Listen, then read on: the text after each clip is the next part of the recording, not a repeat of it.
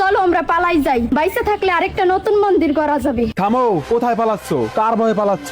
ভুলে গেছো কি আমরা সেই জাতি যারা লঙ্কা পুড়িয়ে দিয়েছিল? আমরা সেই বংশ যারা কুরুক্ষেত্রের যুদ্ধের মাঝেও ধর্ম রক্ষা করেছে। ভুলে গেছো কি আমরা সনাতনী, রামের বংশধর, অর্জুনের উত্তরসূরি। আজ যদি আমরা পালাই, কাল থেকে আর কেউ জয় শ্রীরাম বলবে না। আজ যদি আমাদের মন্দির ভেঙে যায়, কাল থেকে ভগবানের নির্বাসনে যাবে। তুমি ঠিকই বলেছো দাদা, আজ থেকে আমরা কাউকে ভয় পাবো না। ওরা ভাবছে মন্দির ভেঙে দিলেই সনাতন শেষ, মূর্তি ভেঙে দিলে ভগবান মরে যায়। ভুলে গেছো আমাদের ঈশ্বর কোনো পাথরের গায়ে নয়, আমাদের ঈশ্বর আছে আমাদের রক্তে, আমাদের প্রাণে। এবার আর আমরা পালাবো না, এবার লড়তে হবে।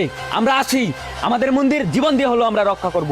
হ্যাঁ, মেয়েরা শুধু মন্দিরে পূজা দিতে জানে না, মন্দির রক্ষা করতেও জানে। আজ থেকে আমরা মেয়েরা আমাদের মন্দির রক্ষা করব। যে রক্তে রাম ছিলেন, সে রক্ত কখনো কাপুরুষ হতে পারে না। যে রক্তে কৃষ্ণ ছিলেন, সে রক্ত কখনো অন্যায়ের বিরুদ্ধে চুপ থাকতে পারে না। এবার সময় হয়েছে মন্দির রক্ষা করার। জাগো সনাতনী, নিজ মন্দির নিজে রক্ষা করো।